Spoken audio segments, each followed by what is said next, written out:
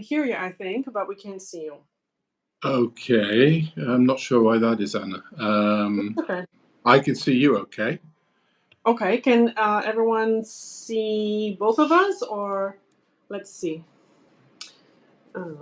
Okay, maybe we just have to wait a little bit for everything to sink in. No. Okay, maybe we just have to wait a little bit for everything. Okay, I don't. Let me try again, Anna. I'll log out and come back, okay? Okay, sounds good.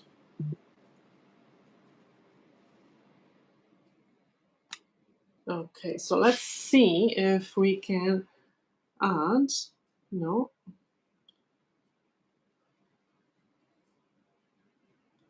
Hold on a second.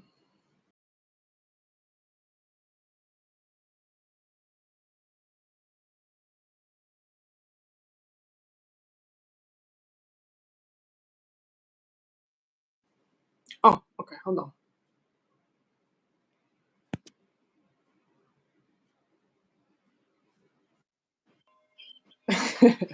We see like a pink screen. So what's the trick here? We had this working yesterday. I know. I don't know. Okay. Which side of the camera are you using? I'm using the front side. Yeah. Technical difficulties. Please hold. It always happens. Don't worry, guys. We're going to fix it. But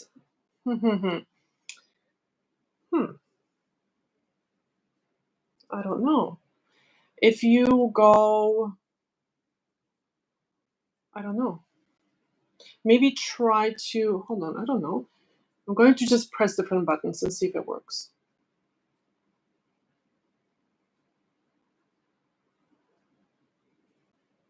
Yeah, so very strange. Right. That's the. So now it's showing. So How's there that? we go. There we go. What Managed happened? to get it working. Oh look, we're matching. We're matching. Wearing black Fantastic. both. Hello, Anna. Nice to see you. Oh my goodness. Okay, we can see you. Perfect. All right. Gotta love technology, haven't you? I know. Yes, it always works that way. Okay, so I can see. Where can I see? Oh my goodness, we have 54 people. Oh wow. Watching us already, and we have 23 likes, which is absolutely fantastic. And I can see the chat right here underneath our pictures. So by the way, guys, this is the first time we're doing this type of collaboration kind of conversation YouTube live. So this is exciting that this is working. I'm very excited that this is working. Hopefully we'll be able to do it again. Yeah. Thank you, Anna, for the invitation. I really appreciate it. Lovely to see you again.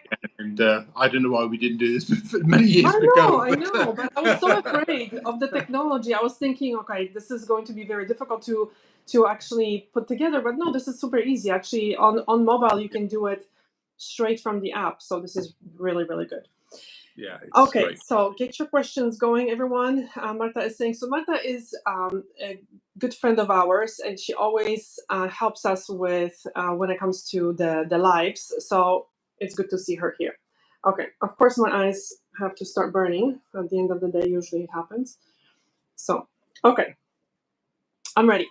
Okay, so first of all, thank you so much for joining us. I know you're busy. Having your own business, I know how it is.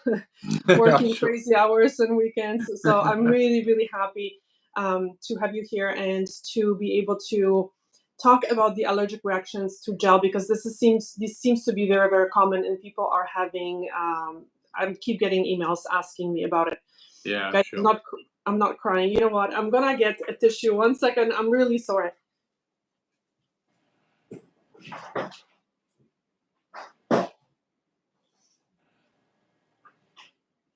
So where are you all from, guys? Which part of the world? Okay, so maybe in the meantime, these lives are always very kind of, natural. So of course this had to happen. I don't know what it is, if it's my mascara at the end of the day or my sunscreen or something, but my eyes start to like water or something and burn. Okay, so I'm back. So first of all, I'm really sorry.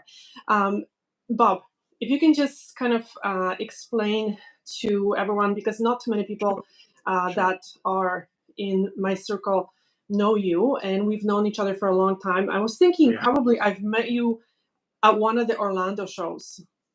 Yeah, I think we did. That would be 2010 or 11 or 12. Yes, exactly. Yes, so we go. Yeah, that's kind of time I was active in the States for a period. Yeah. Yes. And that's when the whole thing started, kind of the whole problem with the allergies, I guess. No, like this, because before we didn't. Yeah, soon after that, I would say. It really.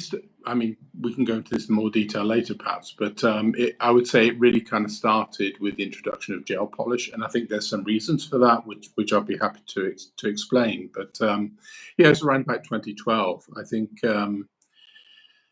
before that, I mean, allergies existed obviously among nail professionals, but typically the people that I met who had allergies were nail technicians who'd been working for maybe a long time. I mean, like 10 or 20 years, and they'd never worn gloves. They'd never been taught about the risk of allergies. They'd never been taught allergy prevention. I mean, with a few exceptions. I mean, there were one or two companies that were teaching this, but the rest really weren't. And that's changed a lot. And again, I think we can go into more detail about that later on. But to explain why I kind of got interested in this, I mean, it's a bit of a kind of unusual route, really, because my background is I'm an engineer, okay? And back in 2006, I became a part owner of a nail salon in Sweden, where I lived. And so that was my introduction to the nail industry as a whole. And I started to take an interest in, kind of health, I mean, fairly early on, because, as a businessman responsible for a nail salon, you have a legal responsibility to protect the health of your employees and also your customers, right? So, with my kind of engineer head screwed on tightly, I guess, I started to look at the ingredients and try to understand something about that. Sweden has pretty high standards, no? Sweden, as far as it does actually, and I think that was really an influence because the training relative to other countries in Europe is pretty long. There's not like a national standard in the training as such, but there is an association, two associations actually, where they accredit professional nail training. And essentially, to become accredited as a school or as a brand, you have to submit, a manual which covers a specific syllabus, and you have to commit to 145 hours of teacher-led training. So, to become a nail tech in Sweden is, most schools, I would say, did it over 3 months. So the first week or so, you kind of full time, you kind of went through the theory, and theory was a big deal. And then you start to get into the manicure, and then all the way through one or other kind of artificial nail material, whether it be acrylic in those days or hard gel. And you would then come back as a student, once a week to learn a little bit more, to cover, to look at the kind of work that you've done while you're away. It kind of gave you time to improve your skills over a period of time. So after 3 months, you produced students who were pretty confident, actually. So they knew how to do different nail shapes, sculpt different nail shapes. They knew how to deal with ski jump nails. They knew how to do with nail biter nails and all those kind of things. I mean, the only difference really was speed, because they were maybe taking 2.5 hours to do a set rather than 1.5 hours after maybe a year or so of practice. But this, I would say overall, I mean, Sweden is a pretty high standard. But I would also say, I worked in Eastern Europe countries, different ones, over a fair bit of time. And certainly the standards in the good Russian and Ukrainian schools were kind of equal to that.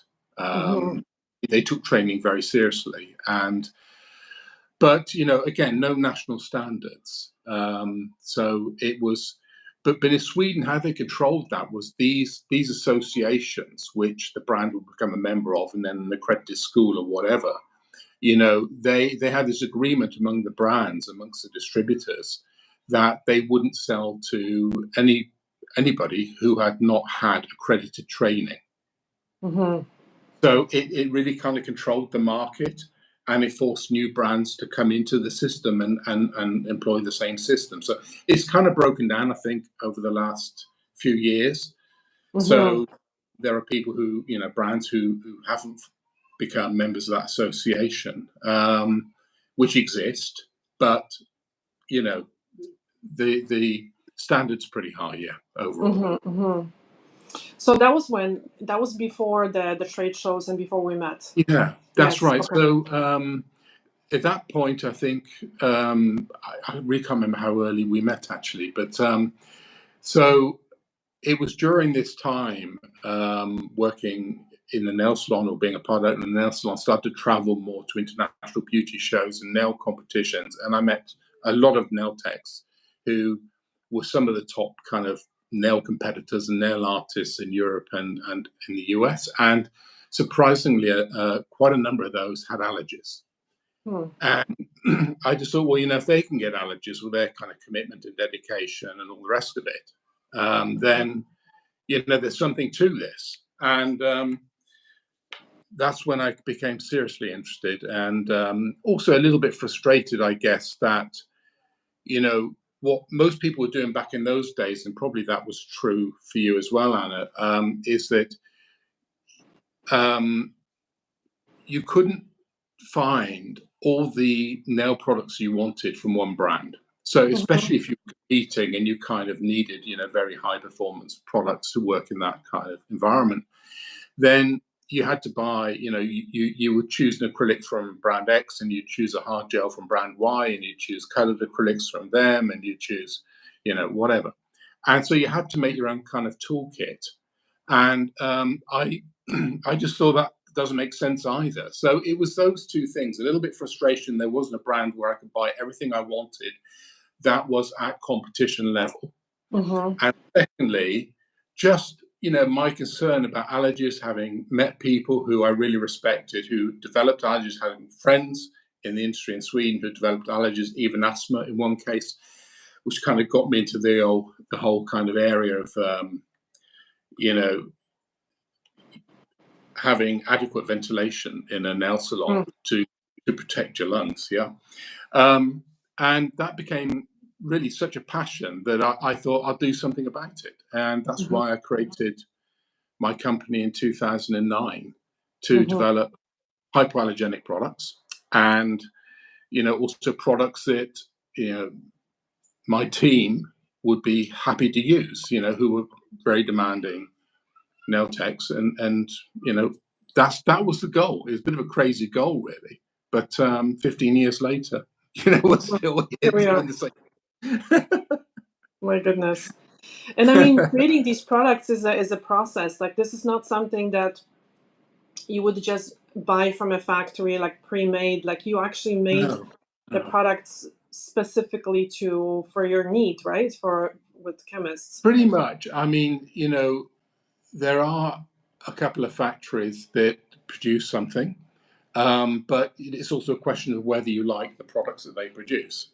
For us, one of the biggest challenges was to find chemists that would produce products that we wanted to use, that were also hypoallergenic. And it's really, there's not a lot of product chemists in the world anyway, to be perfectly honest. I mean, I doubt there's more than 20 in the whole world, because most brands don't employ chemists, as you know. So the majority of brands are buying from factories which employ a chemist or a part-time chemist, right? And nearly all of those were using HEMA as a base, or other ingredients which I would consider to be relatively kind of high risk allergens. And the challenge is that when you remove ingredients like HEMA or hydroxypropyl methacrylate, HPMA, from the list of options, it's really like trying to bake a cake, without sugar and flour. It's Yeah. really tough. It's really tough because HEMA is such a good adhesive, and it takes years to develop a good working gel formula in any case. And when you try to do it, it's a hypoallergenic formula. It's really tough, and it's so tough. This is presumably why, so few factories have attempted to do it. Yeah. And probably also because the market wasn't demanding it, I guess. And that's probably part of the reason now why we're seeing HEMA-free products. Although the other reason for that is the legislation in Europe over HEMA. But yeah, it's been an interesting challenge. Yeah. But I like what you kind of said, because I come across a lot of people asking for safe ingredients, for good ingredients or bad ingredients. And in my Right. experience in life generally, there is no such a, like, we kind of go black and white. But I think it's important to talk about these things as maybe high risk or lower risk. Like, it's not really good or bad. Yeah. How do you feel about it? I agree with you completely. I mean, we have to be realistic that, all artificial nail products contain chemicals from the acrylic or acrylate family and methacrylate family, right? But not all of those are high risk, and not all of those are low risk. It kind of varies. So, and what determines that is not only the ingredient, okay? It's also dependent on how much of the ingredient is used. So Exactly. if I give you an analogy, which I like to use, and that is, insect spray kills insects, but it doesn't tend to harm humans or larger animals, right? Use Why as is directed. Exactly. Use right? as directed. Because it's the amount of poison in the insect spray is controlled for the body mass of the insects, Exactly. right? Exactly. So yeah, HEMA has become a demon ingredient. Okay, but the fact is we've been using HEMA for 30 years on the whole with few problems. And the Yes. problems that existed were generally caused by lack of education, by, and let me be controversial here, by the nail industry hiding the risks.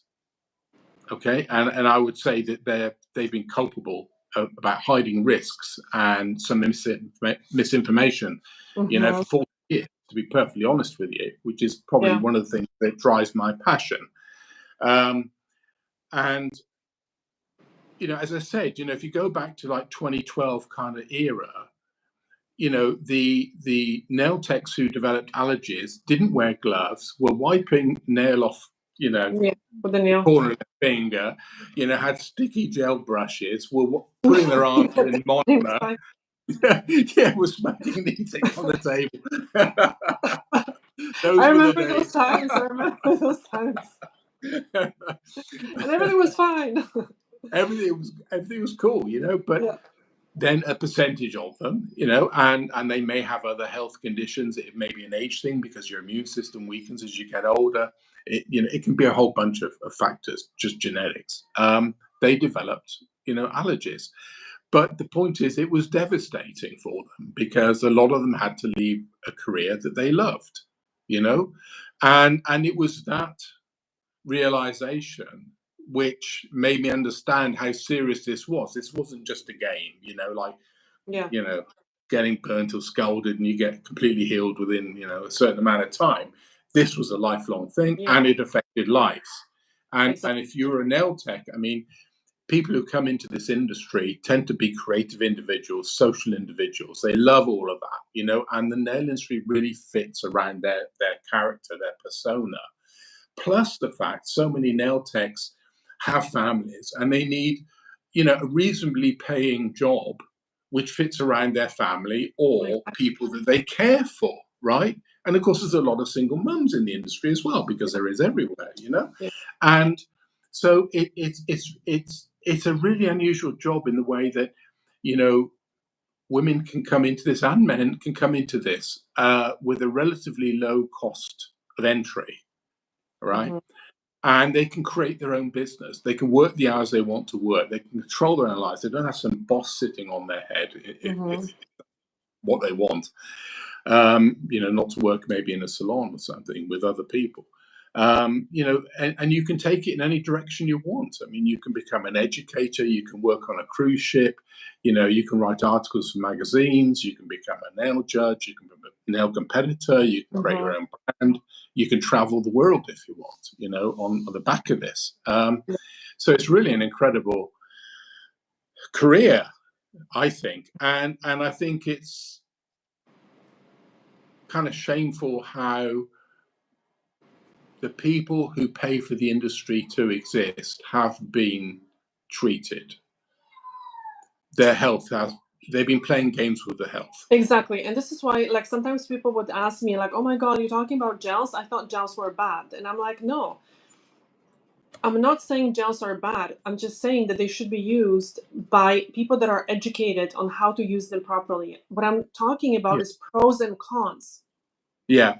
So I'm not trying to scare people away. I'm not trying to fear monger. I'm trying to just show them, hey, this can happen and this is how you avoid it. Let's be serious about it. And that's exactly what you're saying too. People just didn't know about these things. So they didn't know. And I think, if people had known, then fewer people would have developed allergies. And, that includes, the hobbyists and the DIYers as well. Brands just pretend it's easy and it's simple and there's no gotchas. Well, there can be. And I hope that in this live today, we can kind of give some information which will help people to prevent or lower the risk of allergies and prevent allergies, because that's the critical thing. Informed decision without hype, without scaring people needlessly, but also without just advertising the products and look how pretty it is and how easy it is. It's the truth is somewhere in the middle, and this is exactly what I wanted to talk about. And going back to the topic we had about good and bad allergies and the amount of allergy, there are some ingredients which are more likely to cause, if you had equal amounts of ingredients, right? And you did some kind of allergy test, then there are some ingredients where are more likely to cause an allergy. Okay. And the reason for that depends really on their molecular size. Okay. Their MOL, or molecular weight. So, in general, as a general rule in cosmetic development, if a substance has a molecular weight of 500 or less, then it can penetrate the skin. Okay. And the smaller it is, the easier it can get into the skin, and the more likely it is to cause allergies. So if you take something like HEMA, and I forget the molecular weight exactly, I think it's something like 132, which is really quite small. Okay. So it's way under 500, right? So it can get in there easily. Plus the fact that it actually can be dissolved in water. So if you've got skin moisture, that can increase the potential absorption. On the other hand, you get another ingredient like DHEMA, okay, which has a molecular weight of like 400 and something, 450, I think. I remember the exact numbers without looking them up. So it's like 3 times bigger. So that is much likely, and in fact, I'm not really aware of any serious report which claims that DHEMA has caused allergies by itself. So there are some ingredients which are known to cause allergies more commonly, and those are included in the methacrylate patch test, which you would take if you visit a dermatologist. There's 11 ingredients. So HEMA is generally the top in different countries that publish this. And then you have hydroxypropyl methacrylate. You could call it HPMA, but HPMA is not a real name like HEMA is. And then you've got, ethyl methacrylate, and the others. And the top 2 tend to change, but usually it's HEMA. And then the third one can change with one of those from the bottom. So it depends on what products are sold in the country. Okay. what ingredients are used in those products can affect the table. Unfortunately, most countries don't actually produce any kind of league table of, the most common ingredients to cause, or nail product ingredients to cause allergies. And that's again an important distinction, Anna, that you can have an ingredient being used in some other application, let's say in industry, let's say in an adhesive, okay, where workers are maybe gluing something on, and there's like 70% of this ingredient, then that's pretty high risk, right? The same ingredient, if you use it at like 10% in, a gel polish or a gel, can be extremely low risk. So on one hand, you might have reported allergies in dermatological studies or medical studies, which is something we read a lot. And on the other hand, if you take that same ingredient and you look for reported cases of allergies when used in nail products, it's zero. Yeah. So it's also the application, it's the amount used, and also the likelihood of that ingredient, due to its size, penetrating the skin. So those are the three main kind of criteria. And I really, truly think that people should know about these things. They should do some kind of a course before they even start thinking about getting into learning these products, because people just don't know about it. They just kind of go, oh yeah, look, it's a nice polish that cures right away, and then I don't have to wait for the nail to dry. But it's just way more than that. And I truly think that, and I mean, hey, I've been working in the industry for like 25 years. You can do it safely. It's just you have to care enough in order to work successfully and safely with these products. As long as you're educated, I think and you work with a good company, then definitely this can be very safe. Yeah, of course. I don't think nail technicians need to start to worry about ingredients or learn about ingredients particularly, okay? Because it's really a rabbit hole, and it requires a lot more knowledge even than I have. I mean, my knowledge is coming from, chemists that I employ and friends in the industry and what I've read and researched. So, we're not specialists, we're not product chemists, we're not toxicologists. And it's a little bit like when you Google, some kind of health issue, you end up with some, crazy stuff that makes you think that it's extremely serious, because you don't have the other knowledge to kind of put that in context, right? So, but I think, basic product chemistry of, what are the main kind of building blocks of a gel or a gel polish or an acrylic, I think that's great to know. And that's, kind of I used to teach. And also prevention, how can you get the allergy? What are the main causes? What to look for.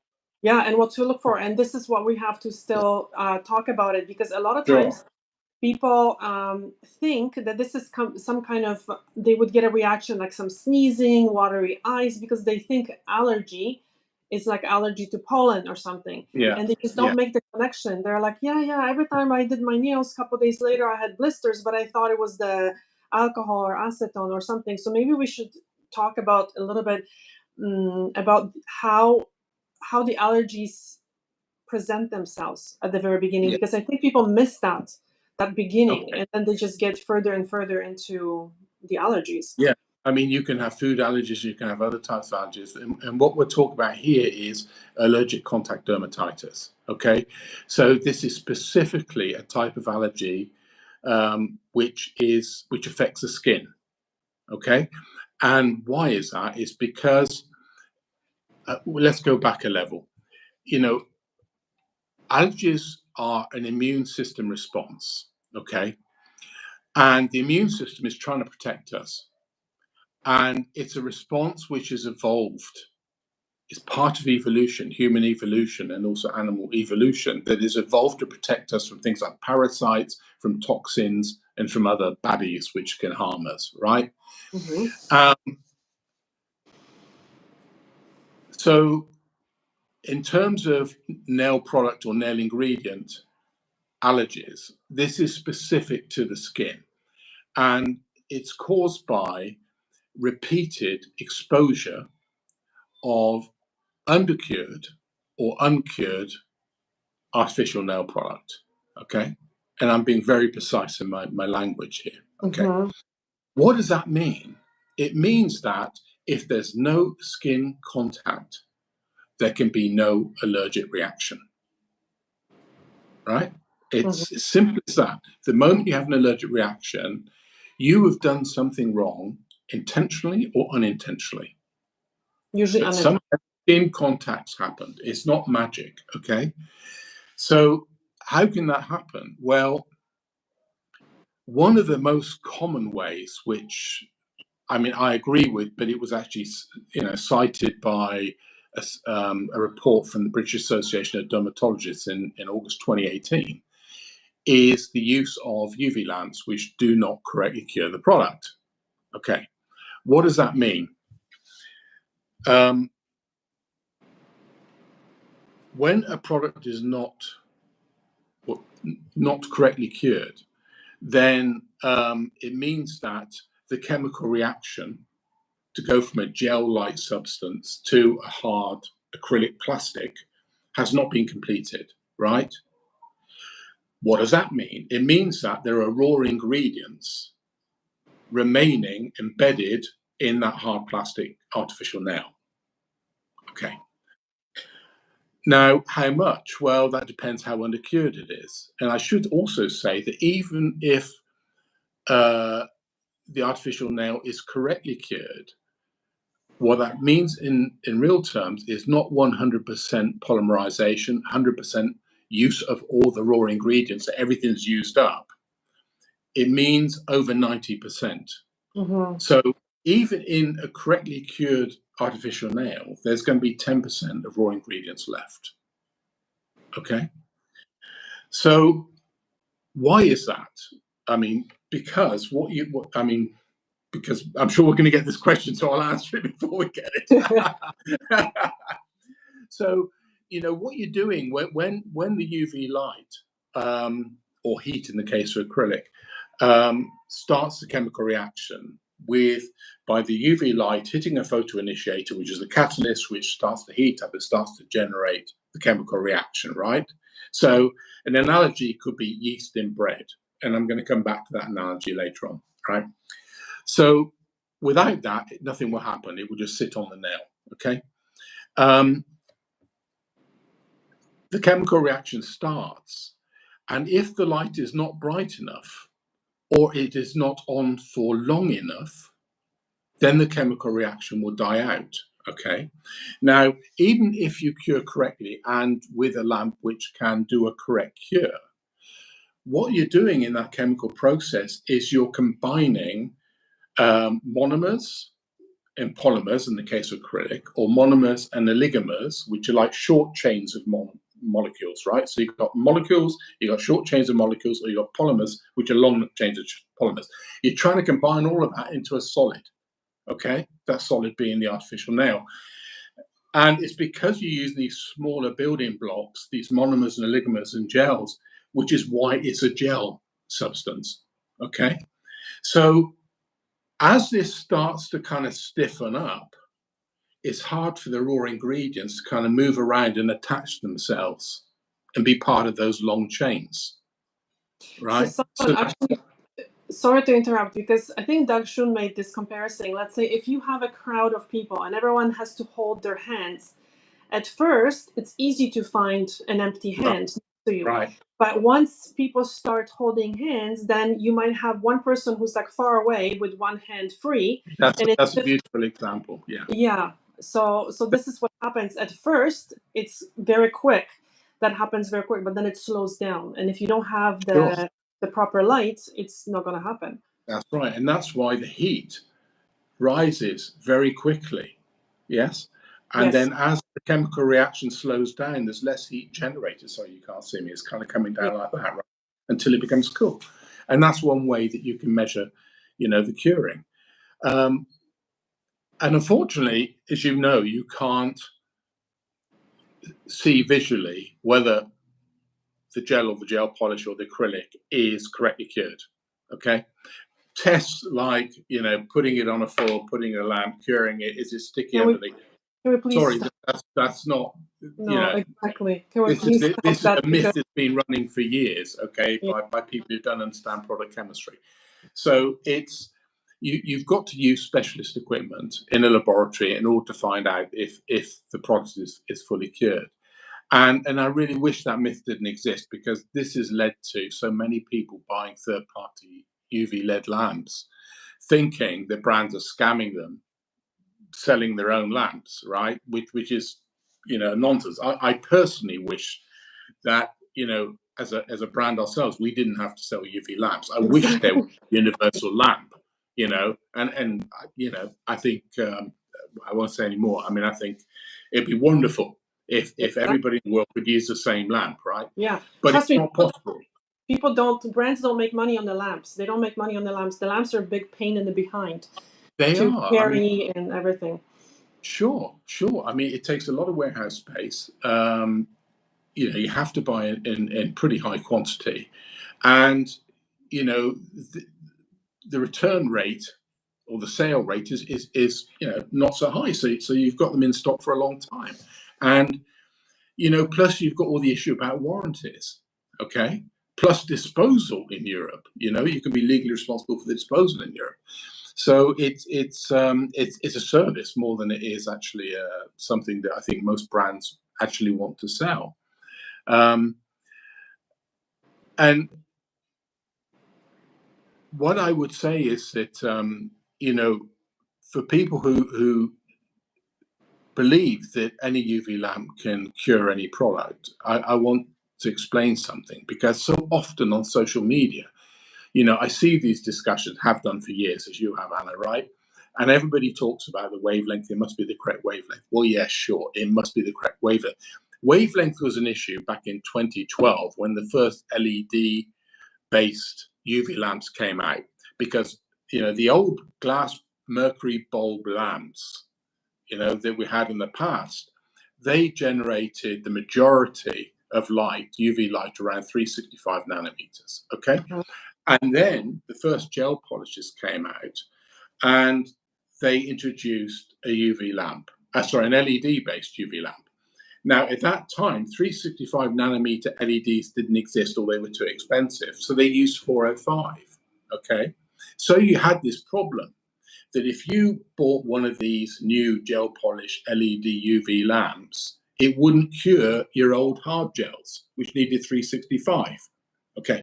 Today, nearly all products that are on the market would contain photo initiators for both 365 and 405. And many, many lamps today have both sets of LEDs. They have a set for 365 and a set for 405. So wavelength, in most cases, there are some exceptions with companies who only use 405 still, or even 365. But in most cases, wavelength is not an issue. What is an issue is the brightness, the UV energy, what I would call brightness. The correct term is UV irradiance. That's the amount of energy that lands on a square centimeter of fingernail, right? Hmm. To give you an analogy, you got a radio. You tune the radio to the correct wavelength or frequency to find your radio station. Now, you may hear nothing because the audio energy is not strong enough. You may lose your hearing because it's too loud. Okay. So you have to adjust the audio energy, the amount of audio energy, to the correct level. Now, with a UV lamp, which includes LED UV lamp, I'm just going to use that term now, that level is set by the manufacturer. It depends on the number of LEDs, the type of LEDs, also the distance from the LED to the fingernails. Okay. Reflectors don't tend to matter so much. Why? Because LEDs are pretty directional. So that when they kind of shine, they shine like that, right? Whereas, the old mercury LED bulbs were 365 or 360.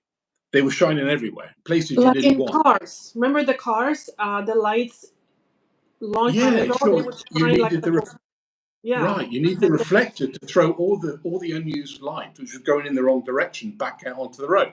And Yeah. that's the reason for reflectors and the old-fashioned lamps. And that's why you can take off the floor of an LED UV lamp to do a pedicure, and you still cure the gel polish on the nails, right? Hmm. I didn't know about it. I mean, that makes so much sense.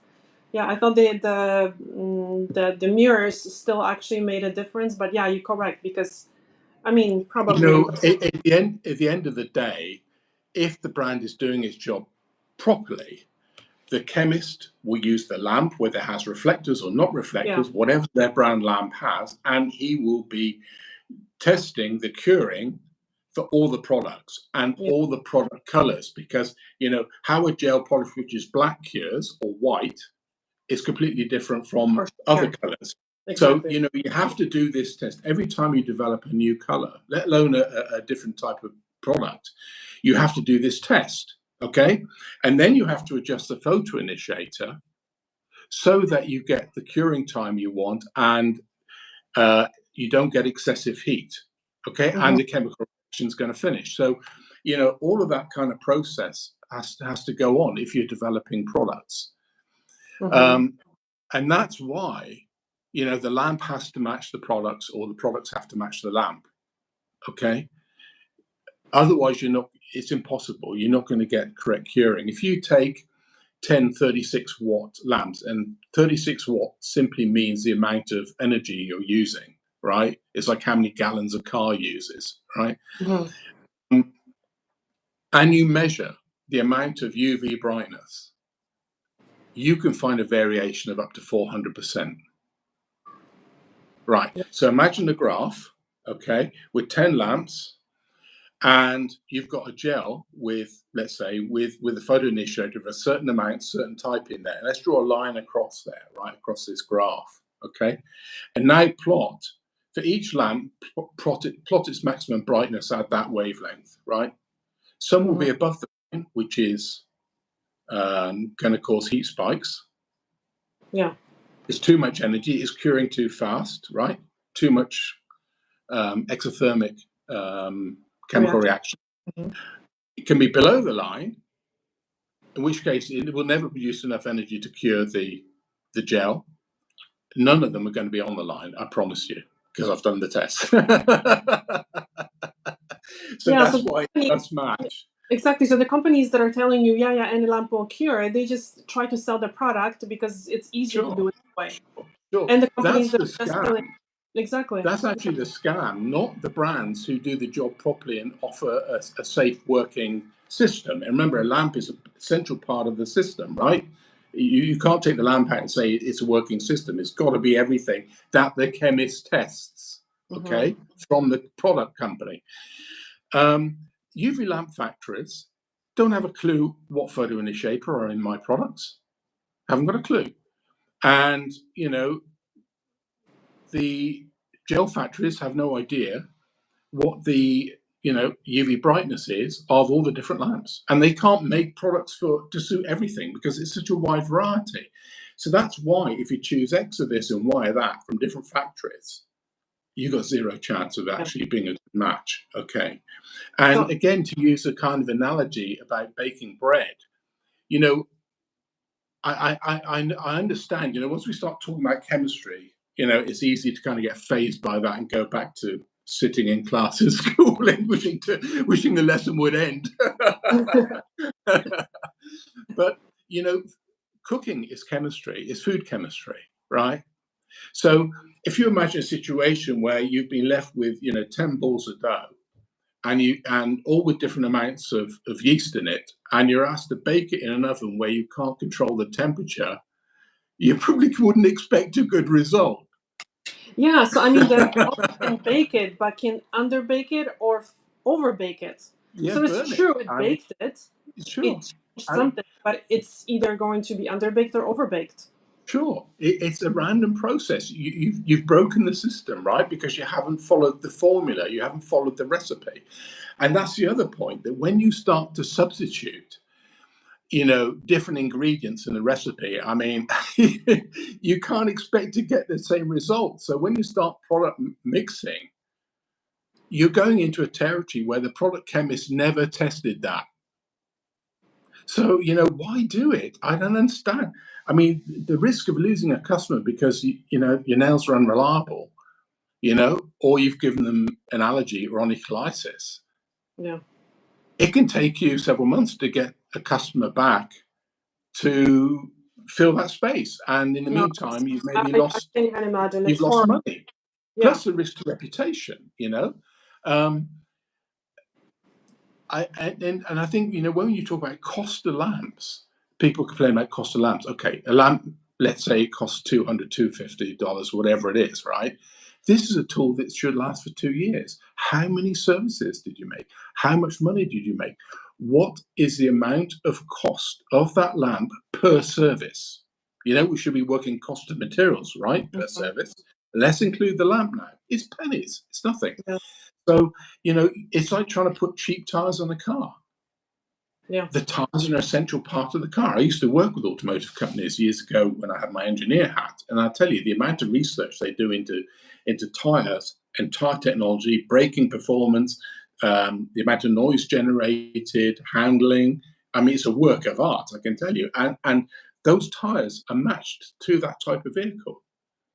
Okay, so it's got to be a complete system. And I get that often too, because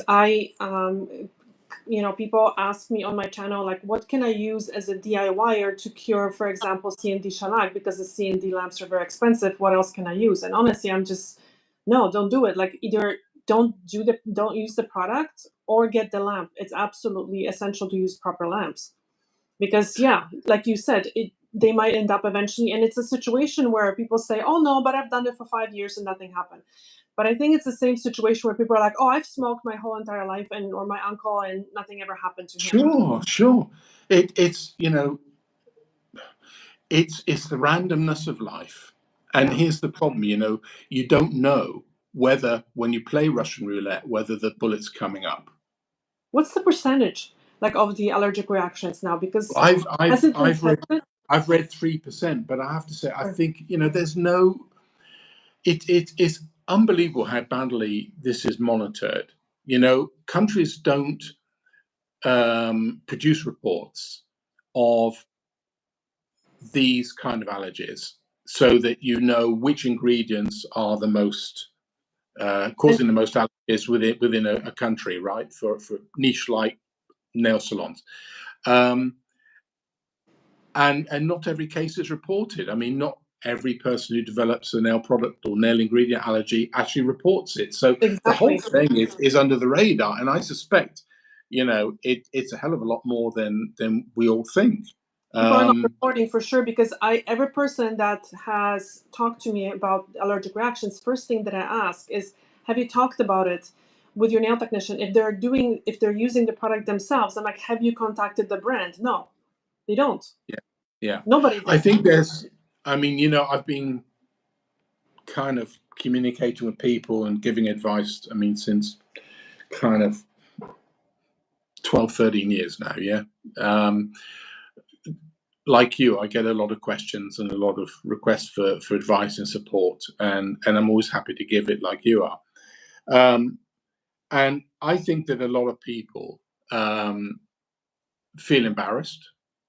I think once they develop some kind of allergic reaction, they start to do the research and they get the knowledge, which ideally they would have had at the beginning. Mhm. Okay. And then they realize it is kind of, caused by their own decisions. Right. Yeah, Now, I absolutely agree that, when you've got companies out there saying it's safe, you've got companies out there saying it's easy, you've got companies out there saying, our lamp can cure any gel, and you've got companies out there saying our gel can be cured in any lamp, there's a lot of dishonesty and misinformation out there. And, so sad.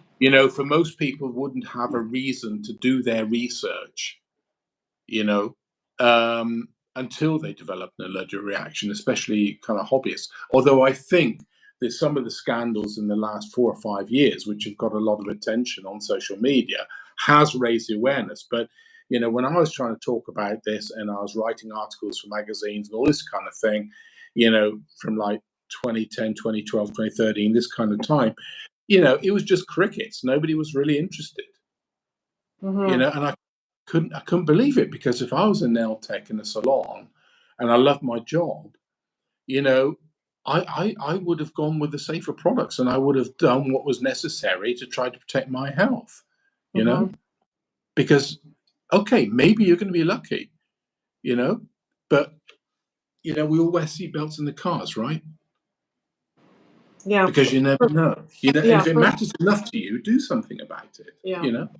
For me, it was there was this one brand that people were very successful with because the product lasted very long and Yeah. it was nice and shiny and everything else. And then people started they had really good businesses. They switched from their previous products to this new product and everything was great. And they had a booming business until stuff started happening. People's nails were literally falling off. And I was just like, wow, this Yeah. is serious. This really kind of gave me, and I mean, I knew about all this stuff, but this was like a huge wake up call that I can't even imagine have clients come in with their nails coming off. Like, I mean, horrible. And you know, I mean, there's two aspects to this. First of all, I personally think that anybody who wants to start a brand should be licensed, and there should be some degree of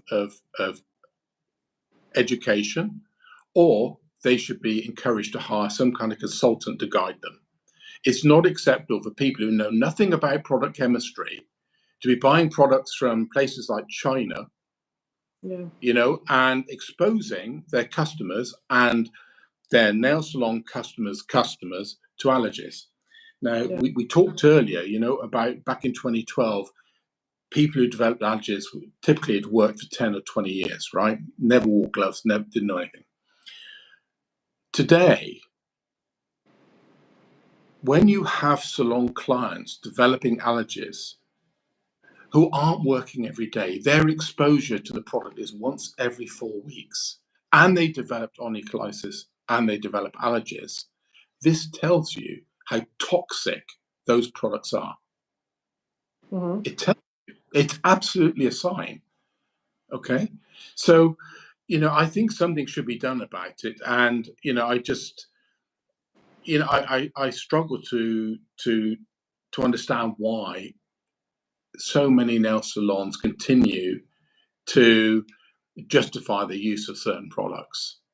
You know, It, it's I mean, it's a for them it's a longer, because let's not kid ourselves. Like, these products, they do, and it's very difficult as a salon, and I talk about it often, to kind of compete with that, because if you're using more gentle products that don't bond necessarily as strong as some of the other products, and then you have salons that use those products like that are super cheap and they have like 300 colors, and the product is 1/10 of the price and it lasts really long. Yeah, but I think, if we talk about the same kind of scandal that went on some years ago, which brought your attention to it, the products weren't a tenth of the price. They were actually more expensive than That's many true, well-known professional brands, right? but I think So, it worked. That's why it worked really, really well. It worked too well. yeah, sure. If you load up a product with, 50, 60% HEMA, plus 4 other high allergy risk ingredients, plus 2 acids, one of which isn't on the actual label, plus a couple of other ingredients which nobody knows what the heck is. Sure, you can make products which stick on the nails like concrete, but look at the result. Yeah, it's too risky.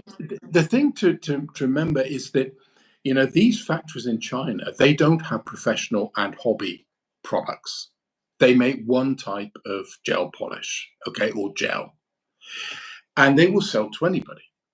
And some people will buy it and they put it into bottles and they sell it on Amazon, okay, or Wish or Temu or whatever, right, or eBay, okay, Mhm. or to companies who sell directly to hobbyists, okay, and other people will buy it, package it up at the factory and all the rest of it, because they have a bunch of bottles that you can just choose from and they do everything for you, and they will sell it to professionals, and in some cases they will be dishonest about where the product is made. They say made in the UK, and there was one company that got prosecuted for that. Or they say made in EU or made in the US, because they don't really want you to know that it's made in China. Mm-hmm. So, and that product can have the identical formula to that one over here on Amazon. Yeah. And this is the problem. The whole industry has become polluted in a way that, I mean, if you're a new nail tech, how do you know who to trust? Right? Because there's lots of nice marketing out there. There's lots of celebrities, as if a celebrity would know, nail product chemistry or have any kind of opinion on anything. Mm-hmm. I think it's really tough. And that's why, this whole situation is just kind of escalating and escalating. And in the meantime, we've now reached a point where it's not unusual for nail salon clients to develop onycolysis or develop allergies. This would have been impossible 15 years ago. Yeah. Right? No. And now it's become a social norm. Nobody's shocked about it like they were, 5 years ago. But how many customers are we losing into nail salons? How much professional respect have we lost? Right? How many customers have we lost to consumers who no longer trust nail salons and will either make it at home or put on some kind of press-on nail, you know what I mean? Especially one particular brand, because it's quick and it's easy, or use the new kind of gel sticker strips, that you can put on or whatever. So when we don't act professionally in the industry and we don't put the customer's health and safety in terms of sanitation, the quality of products used, front and central, then we lose respect. It means we can't charge as much as perhaps other areas in the beauty industry. Mm-hmm. And it means more and more customers stop coming or don't even consider to come. Yeah. We're shooting ourselves in the foot, really. And, it's not, these products, sure, they're easy to apply. You don't need to learn nail prep because they were designed for consumers. They were designed for the mass market. They were designed for people just to kind of stick on without any kind of nail education or nail prep and to last for 3 or 4 weeks, like concrete on the nails. But, we're professionals and we're taught how to do good nail prep. And if you do good nail prep, any of the European or US products, pretty much, I would say, should wear today with the modern formulations that we have for 4 weeks without lifting or any other kind of, okay? But you've got to do the nail prep. And that's why we're starting to see, I think, complaints against the HEMA-free products that came out, 99% of which are from China, right? From the same factories that created this allergy problem in the first place. Because now all of a sudden the nail techs have to learn how to do nail prep well. Does the nail have to be prepped more? Because, for example, if you're using HEMA, so there's pros and cons, right? If you're using HEMA, you can pretty much buff the nail, obviously clean and everything else, but it will stick. Is it true that if you're using products that don't have HEMA, you have to use a lower grit file in order to prep the nail? Right. Okay. Well, first of all, it depends on the amount of HEMA you use. So if I go back to 2012 or before, in our salon we were using other companies' products and they had HEMA in, but the HEMA was probably 10% or 15%. We had no problem to have reliable nails without lifting. It's a question of technique. It's a question of following the application method, right? Sure, if you use 50, 60%, then it's a given, right? It's a given. But even with lower amounts of HEMA, you can get good adhesion. And when you don't have HEMA, when you don't have these kind of higher allergy risk ingredients, then it comes down to clever chemistry, right? It comes down to clever chemistry, and that could be another reason why we're seeing that some HEMA-free products apparently, allegedly, don't have the same kind of adhesion and durability as the HEMA products, right? Mhm. I mean, the factories in China had about 18 months to do this. I mean, I went out to an big international show in, I can't remember, I think it was June or, no, it was April last year, right? Mhm.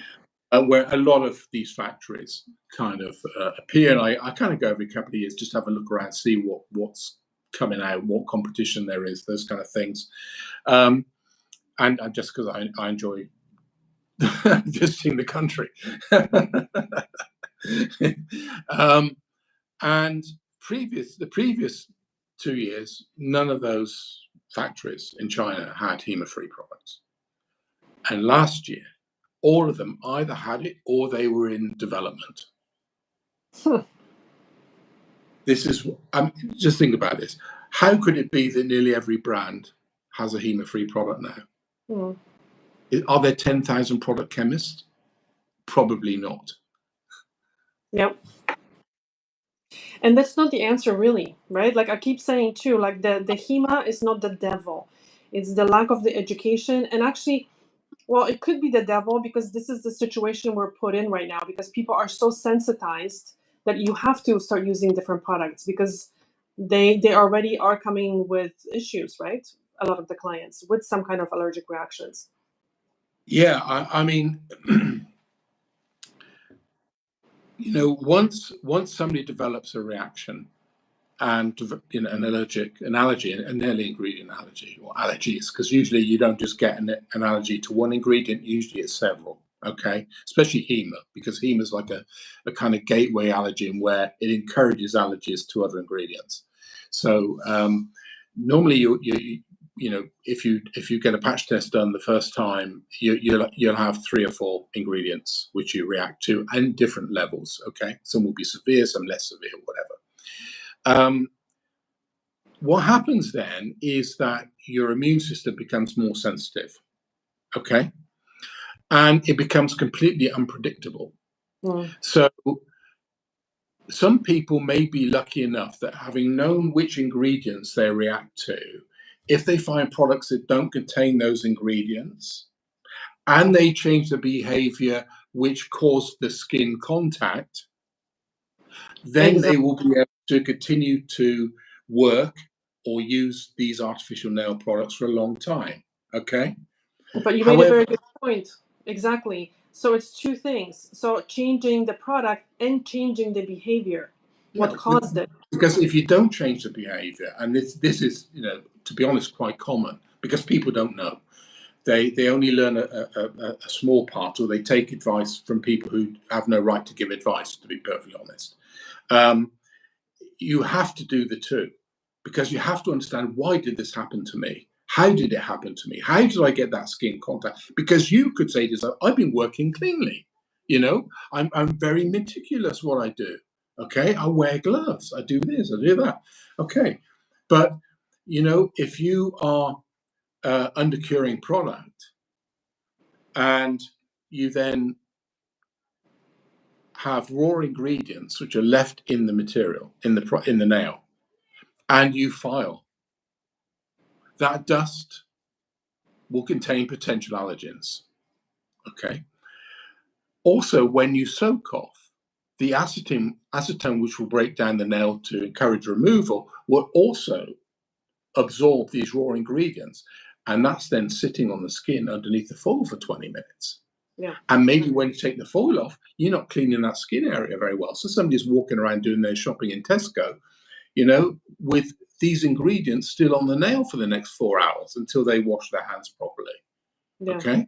So this is how it happens.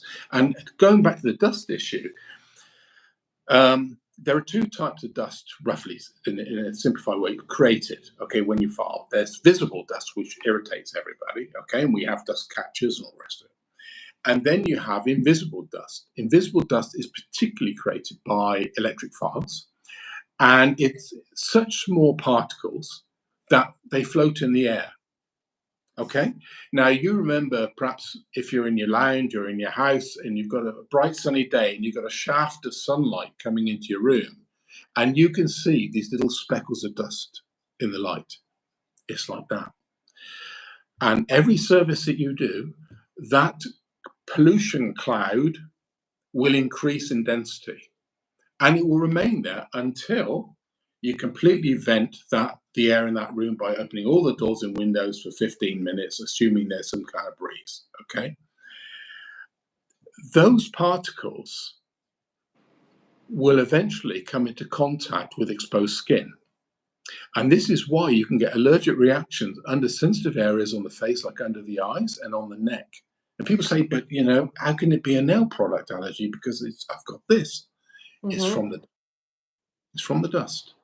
So, when you look at investing in a dust filter, I mean, you could use external ventilation like a cooker hob, right? If you've got a larger salon and you go to the investment of having all this piping installed, which can be cheaper than individual filters, depending on the filter system that you invest in. If you really want to protect your health, has to have 2 grades of dust filter. Okay, what's called an FP8, which is like visible dust, and a HEPA-13, which is like a pollen filter in cars or in vacuum cleaners. Okay, that gets the microscopic dust. And then thirdly, if you're concerned about fumes, you need an active carbon filter. And that type of professional air filter, to give you full protection, which will extract 99.9% of all dust and fumes, cannot sit on a table. The filters are of such a size it has to be installed on the floor on wheels, and then you have a pipe coming to the working zone.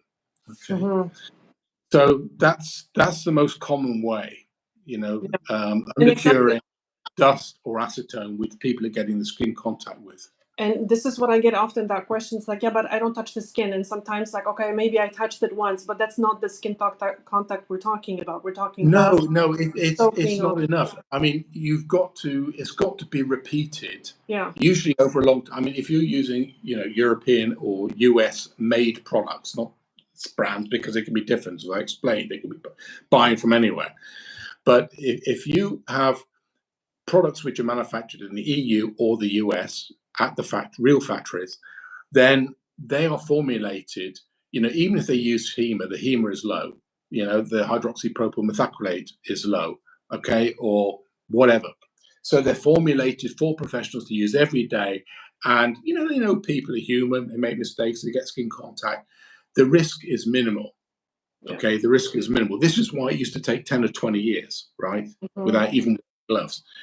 But with these products coming from China, and I don't say all of them because I can't say that because I've not analyzed all products from China, right? And it's impossible to know, but we know enough that certain products have a reputation in the market for causing allergies, okay? And the problem is they cause these allergies very quickly because they have such high amounts of these high-risk ingredients. And so with those, this is why salon clients are developing problems.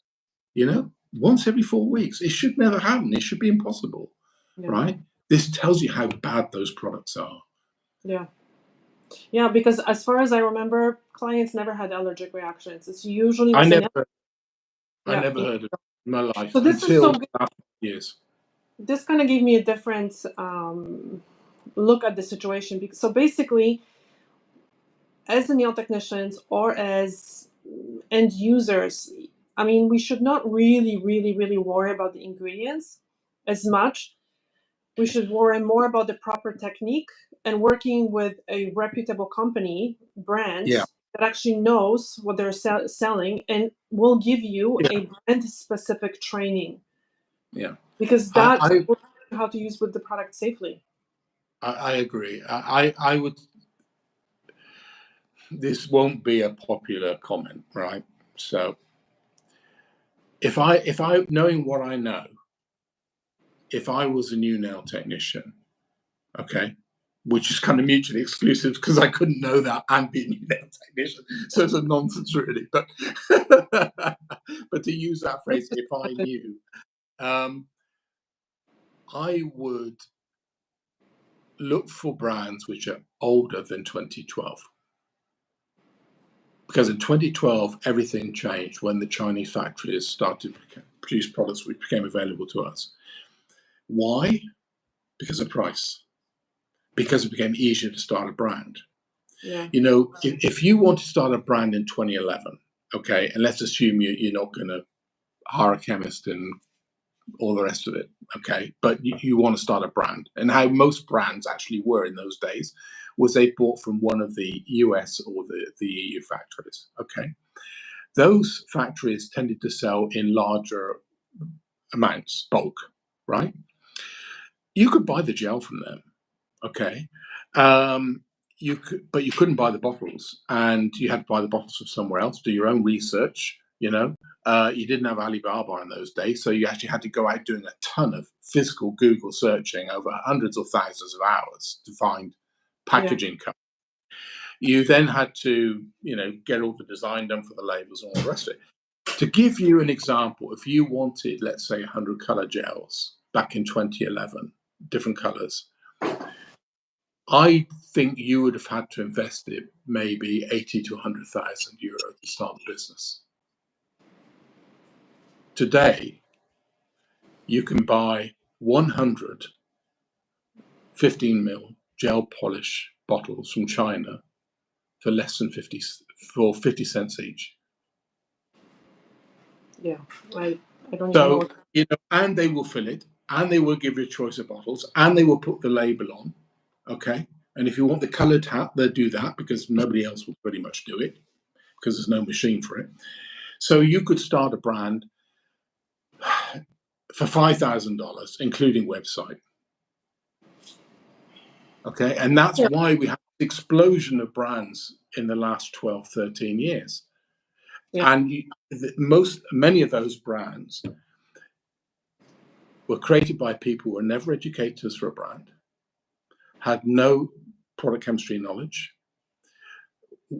weren't or didn't have any interest to hire a specialist like a product chemist or a toxicologist or somebody to actually guide them. They just trusted in the factory, and that's where we are today. And that's you know, I don't know how this will change, to be honest. I think, yeah, providing education, obviously, and people can make up their own decision because everybody's, you know, is willing to either take the risk or not. Is either it's worth it for them or it's not, and it's really up to them. Yeah. Well, you know, it will never happen to me. Is a very powerful human emotion, right? And we've all taken risks in life. You know, I ride a motorcycle occasionally. And did some crazy stuff in my youth. Yeah. And sometimes it did actually happen to me, but you know, we all believe it won't. But you know, the moment that changes when we talk about allergies is when they develop an allergy. Yeah. And often what you know, the emails I get is, look, you know, I know it was my mistake. I knew what I was doing was wrong. You know, can you help me? Because I want long, strong, beautiful nails, or I want to continue my work as a nail tech. So is there anything that then, what would you say? Like, what's next? So if someone had allergic reactions, would you say that there is a chance of them using something else? Yeah, I would. I mean, we have a lot of customers, which even from when we introduced our first hypoallergenic products in 2011, were early adopters. And they are still using these products or newer product versions of these products, hypoallergenic products today. They've managed to continue their career. And we have a lot of customers who came to us specifically because they had allergies and we were able to help. Yeah. But in all honesty, we can't help everybody. You know, if somebody has, you know, even if they have 3 ingredient allergies, if their immune system has become so sensitive that now the immune system says, hey, no acrylics, no methacrylates, doesn't matter how gentle you are, I don't trust you, you're going to hurt me, bang, right? That can happen. So again, it's not so black and white anymore. It's like absolutely not. this is why I really encourage everybody not to get allergies, okay? Because you can't look at hypoallergenics as some kind of magic wand. It is not. It is a magic wand, or pretty good magic wand, for preventing. But once you've got allergies, how your immune system reacts, how sensitive it becomes, is completely, unpredictable. And the mistake that so many people make is they develop an allergic reaction. They kind of go onto some kind of group somewhere on Facebook, and I got an allergy. It's a gel allergy. It's not. It's an ingredient allergy, right? And other people say, yeah, I had an allergy to this gel, and I use this gel, okay? And they try that, and maybe they're lucky. Maybe the ingredients they're really allergic to aren't in that gel, so they can use it for a while, but they didn't change their behavior. And also their immune system is going to develop new allergies faster. So in 3 months' time, they get reactions. Oh, well, that product's no good. So they tried it, but now they've gone from 3 ingredient allergies to 6 ingredient allergies. And I've had people sending me, patch test results with 10 or 11 ingredients. Well, I'm sorry. This is like somebody being bit by a dog 5 times. You're just not even going to want to be in the same area. You're going to react. Okay. So that's how the immune system is. Plus, of course, the other kind of health risks. So, what your teeth are filled with. And actually, I was reading a paper earlier, which was published in 2017, where they were talking about undercured dental fillings and HEMA going down into the pulp of the tooth. Yeah. Plus, you've got bone surgery, and you've got other kind of procedures that can use material containing these same ingredients, and it's lifelong. It's irreversible. And I know people who really developed severe allergies to the extent that winter was hell for them. They had just contact dermatitis, even from household washing up liquid and simple things like that around the house. It just triggered it because their immune system had just kind of gone off the tip. So, guys, please protect yourself, because it's really not a lot of fun. And I think that everybody who kind of contacts me or sends me emails, and there's been thousands and thousands and thousands over the years. I mean, they all get it then, because they see what they could lose. They're not even maybe thinking of potential health risks and other issues, but the fact that they can't wear artificial nails, the fact they can't work as a nail tech, or the risk of that, and all those 300 lovely colors, eBay next week. Yeah. What about you don't need 300 colors, guys? You don't need them. Most of them are going to go out of date by the time you use them all up anyway. Yeah. And there's another issue here, Anna, which I think of sometimes. I'm kind of amazed that nobody's been sued. I'm really amazed because, our nail salons, like any business, we've got we've got a legal responsibility to protect the health of clients and employees, right? As I said before. And it's only through luck that some nail salon client who's developed onycolysis and maybe lifelong allergies hasn't gone to visit a lawyer and say, I know. Right? And then what would happen? So let's say that this nail salon ends up in court. And then they have to prove that they followed the manufacturer procedures. First point. Second point, they will have to prove that their products are legal. Okay? Now, the company that's responsible for the salon insurance, which side of the fence do you think they're going to sit? Okay? Are they going to sit on the side of the salon client to try to avoid yes, or they're going to sit on the side of the salon? And the thing is that with so many of these products in the market today, where they're safety data sheets, or even if they're using material safety data sheets, which were obsoleted, as you know, in 2015, right? Still Chinese factories are using them. once people start to investigate what's actually in the bottle and they find that the ingredients weren't listed. Now, a nail salon could say, well, how could I know that? Google brand name, allergies. Mm-hmm. If it's common knowledge, if that nail salon didn't do their due diligence, their research, legally due diligence, to protect the health of their clients, they can become legally responsible and suffer the consequences for that. And I'm quite amazed that some kind of class action hasn't been started, to be perfectly honest. I think it would be dreadful, and I think the publicity would be really damaging. It already is pretty bad, unfortunately, the publicity when it comes to the products. And they bark up the wrong tree. That's basically the problem. They're like, oh, it's the UV lamps. There was this article here somewhere, it came out, written by some dermatologist, and they were talking about how lamps are bad and blah, blah, still talking about it.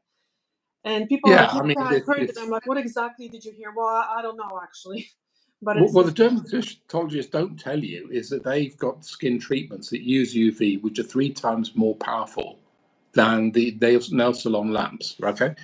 And as far as this farcical, UV lamps cause cancer nonsense, this was just some person, who probably had pressure from his boss in the university to write a paper this year, couldn't think what to do, and thought, well, I'll create something, because, it's a nonsense. It's a nonsense. So you take I've some never seen cells. anyone with cancer on their hands. Like, seriously, I mean, never.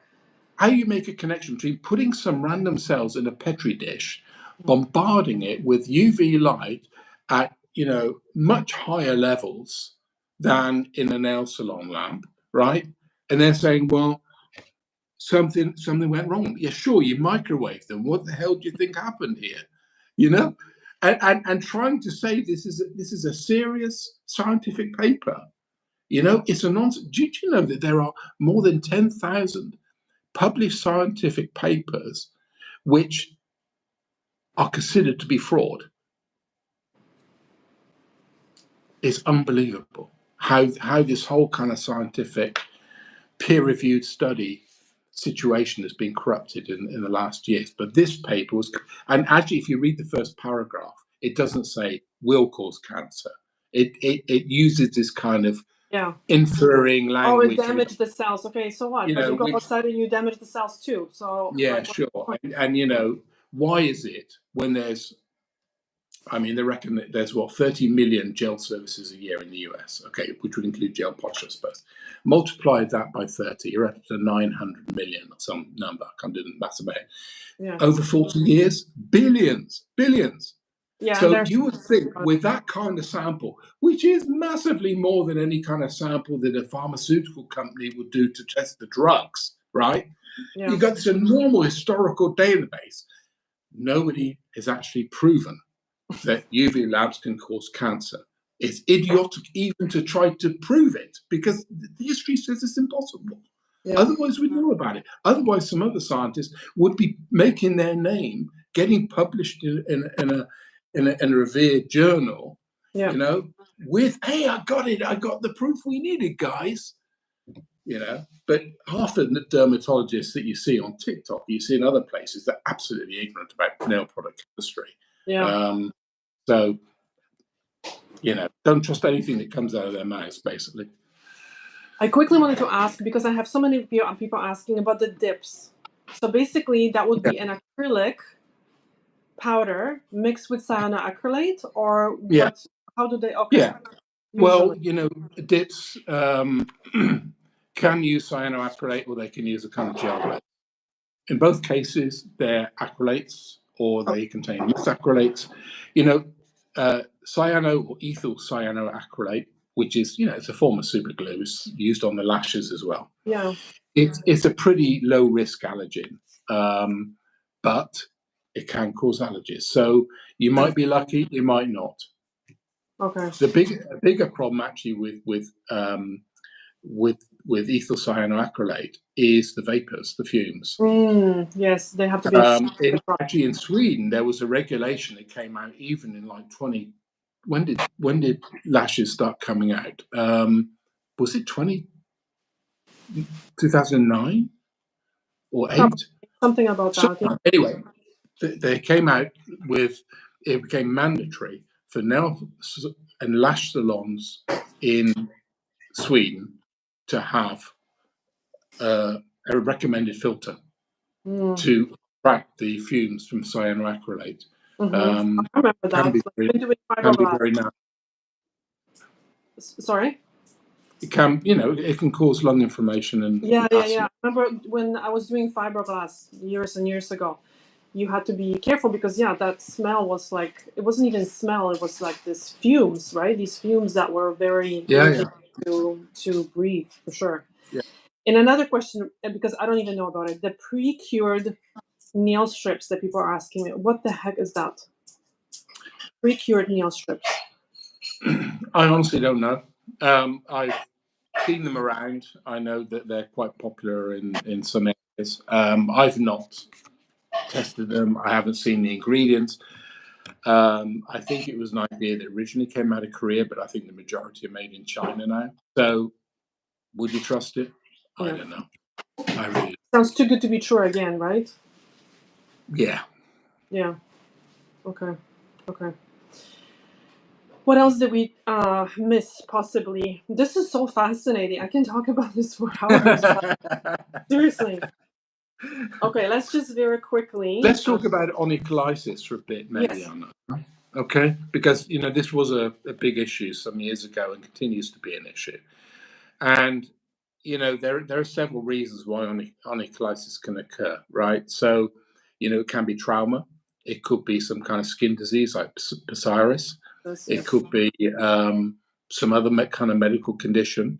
But as far as side effects, medication as a medication side effect as well, some antibiotics. Sure. It can be due to heat spikes, and it can be used. It can be caused. It can be caused by fungus. But it can be caused by infection. It can be caused by chemicals. Okay, so it could be as a result of allergies. But the other thing, which you don't hear about so much these days, but it was known years ago, are acids. So back in the day, when primers always contain acids, methacrylate acid. Why do they contain acid? Because, 30 plus years ago, the acrylic and the hard gels didn't have the same level of adhesion as they do today. I mean, everything's moved, everything's changed, everything's got better. We've all learned, chemists have learned. So you had to use acid-based primers because nothing else was available. And what happened was that nail techs were applying not one coat, but maybe 3 coats, and they were getting onycholysis. Okay.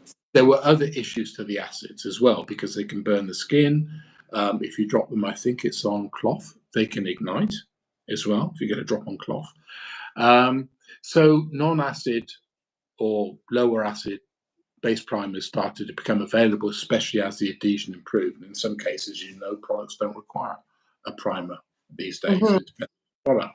Although I think if you really want to get longevity, it's always advisable to use a primer rather than lose a customer. Yeah. And when you look at some of these products, especially these, and I'm going to use my language carefully here because I don't want to be sued, gel polish builders, they contain acids. Okay, because it's a cheap way to get adhesion. It's stupid chemistry. It means they weren't invested enough to do proper research and development to make a safer product. Does it also depend how much acid is in the product? Like, let's say, because I know, like anything else, I couldn't tell you, what the percentage would be, because there's been nearly no research on this. It was the fact that these primers were causing this onycholysis was basically a market observation. People started to put the dots together, saying, well, what are you using different hard gels or different acrylic? What's the common thing here? But You know, the nail industry is never interesting enough for, you know, dermatologists to do a serious study, unfortunately, or even to record, you know, the ingredients which cause allergies in a sensible way, in a national way. Yeah. Yeah. So basically, the acid would have molecule that's small enough to penetrate the nail to reach to the nail bed and cause the onycolysis. Like, how would that work? Yeah. Okay. Yeah. Yeah. And I think Doug Schoon also recently suggested, I don't think anything is proven, so this is just a theory, you know, it's not a scientific fact, that the acid can actually carry, you know, the, let's say, the HEMA molecule through to the nail bed. One thing I will say about onycolysis, and again, this is just a kind of observational thing. It's not a fact. Nobody's done any experiments on this, and it'd be hard to make an experiment on it. But I suspect, based on my observation, that once you develop onycolysis and you've healed, I'm not sure, certainly in the near terms, okay, that the adhesion between the nail plate and the nail bed returns to the same level you had before the onycolysis. What that means is that, you know, if let's say you've kind of healed from onycolysis, you know, it took 6 months or whatever it took, and then you go out and you get hard gels put on there, You get it again. you find that you start to see onycolysis developing again. So you would, you know, if you want to use a product, you'd be better off using a more flexible product like a rubber base, or you know, just a thin layer of gel polish or a nail polish, something which isn't going to stiffen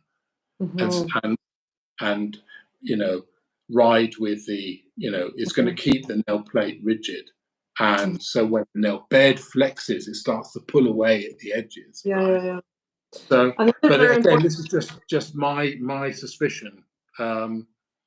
another very important thing, I don't want to forget that, is that many people forget that even HEMA deemed safe is safe to be used on a normal nail, not severely damaged and thinned out nail. And what's happening is you see people working on very damaged nail.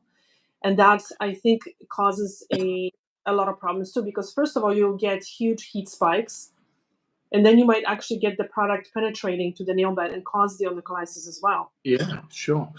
I mean, somebody told me, an old mentor many years ago when I started my first business, you know, a long time ago, you know, it's one thing to make money, it's another thing not to lose it. Okay.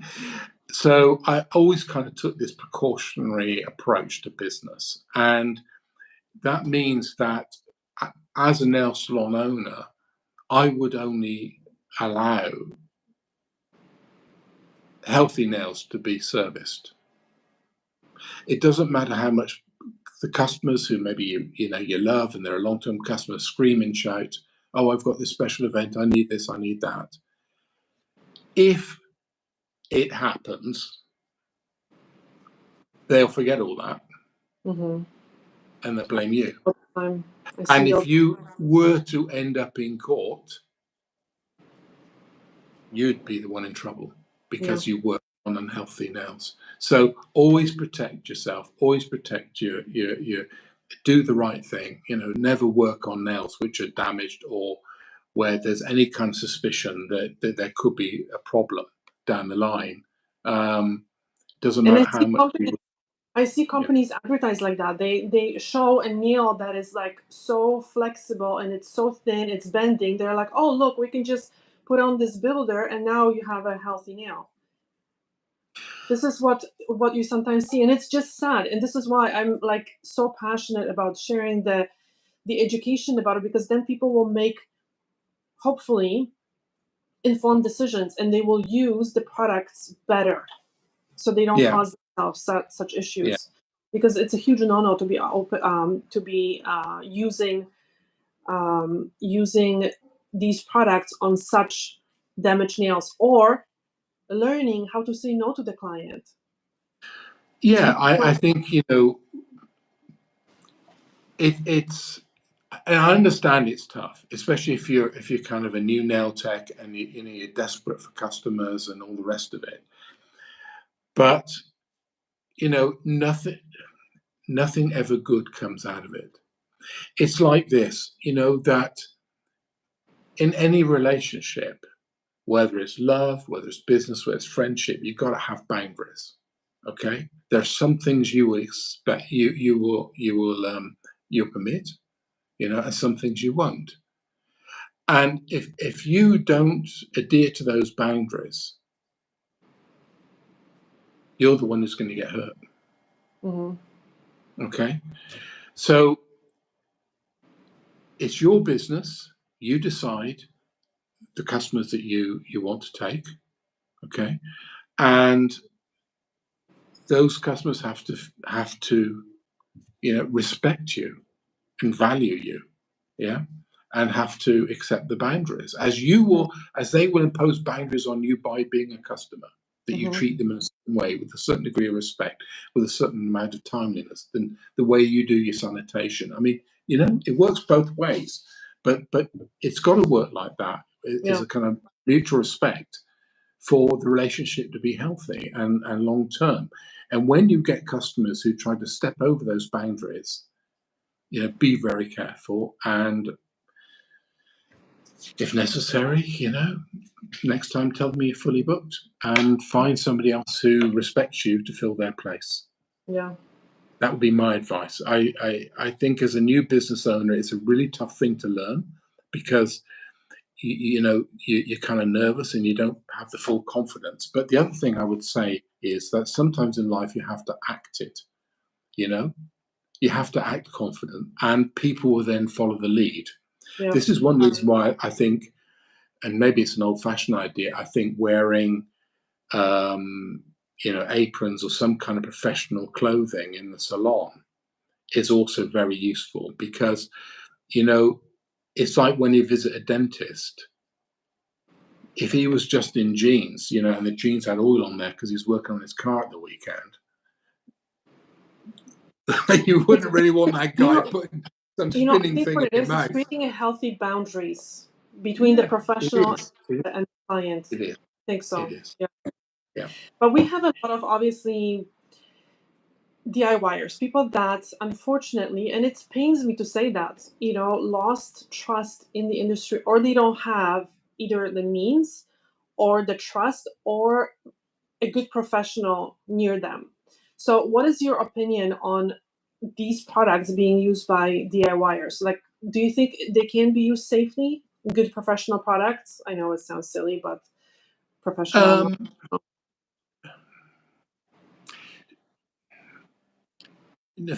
First of all, let me say I think there's a big divide in many countries between professionals and DIYers. They accuse DIYers of stealing their business and all this, which is a kind of a nonsense.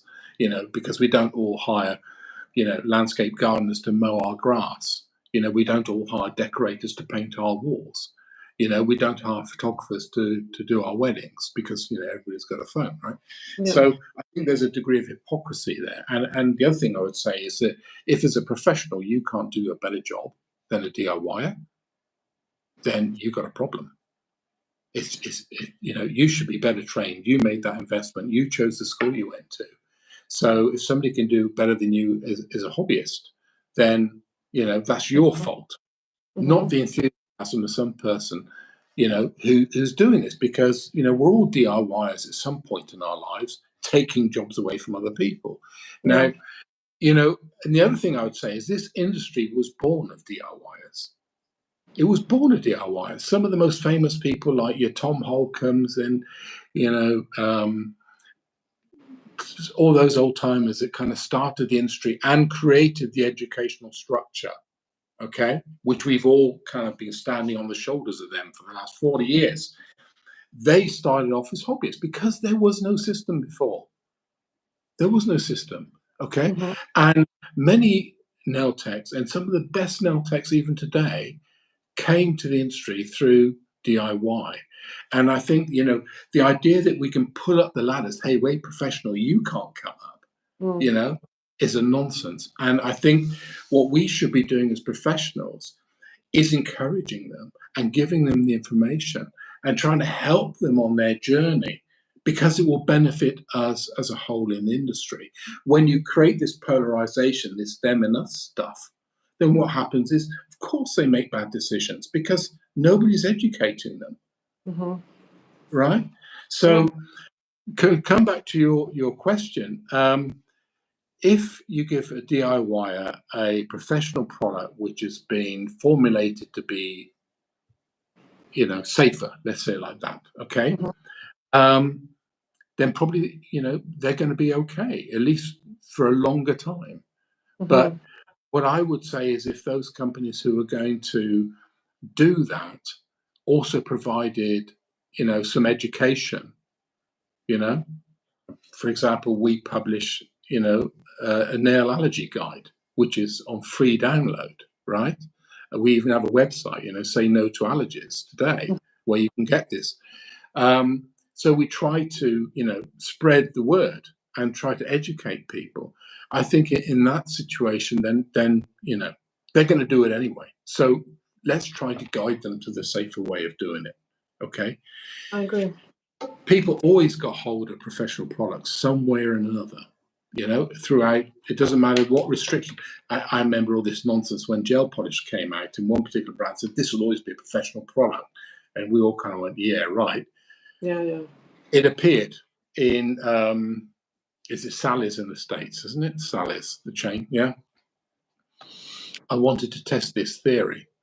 So I went onto the website of Sally's, okay, and I used an American MasterCard, which I had because I had a business dealings over there. And I bought these products, had them delivered to my office in the States. Nobody asked me if I was a professional at all. And then you find that, oh, well, it's a grey market. We can't control the grey market. Really? You put serial numbers on the bottles, and you find out which distributor you gave them to, that batch number, from 10,001 to 20,001, whatever it is. And then you find out where they turn up. You can control it if you've got the desire. But some brands have been using this excuse of grey market for years just to get their products to the hobby market. So I think there's a lot of hypocrisy about it, to be perfect. Yeah. And I'm not even sure what a professional is anymore when you look at some of the educational, And I see pros and cons. 4-hour online courses for a certificate, or buy it on eBay for $10, And I feel for the brands as well, because how do you even make sure that you're selling to professionals? There is no such a thing as a licensing, or even the licensing doesn't prove anything. I don't know. In many countries that's true. Of course, in the States they do have On the States, really. licensing, and in Italy and Europe you have to be a licensed cosmetologist, which is a 2-year training in order to open a nail salon, except in Rome, which is why so many foreign nail techs and nail artists go to Rome, because they can work as a nail tech and not do a 2-year training. But yeah, in any other country, there's no legal requirement for nail techs. And I tested this, and I think I mentioned this to you the other day, that when they made a specific ingredient, which wasn't HEMA was recently a professional use only ingredient, okay? I thought, well, okay, but what is a professional really? And I called the regulators in Germany and in Sweden, who know the rules, right? The cosmetic regs. And there was just this kind of embarrassed silence. Yeah. Well, we don't really have a definition. So I said, well, why are you calling ingredients for professional use only when you don't know what a professional is? What a mess. It's typical EU. They make the regulations, they don't enforce them, right? Yeah. And some of us try to follow them to the letter, and others just skirt around. Yeah, sad situation. Okay. You know what? It is 9:15. Wow. We've been talking for an hour and 45 minutes, and I really, really appreciate your time. I don't want to, make this too long of a kind of an interview.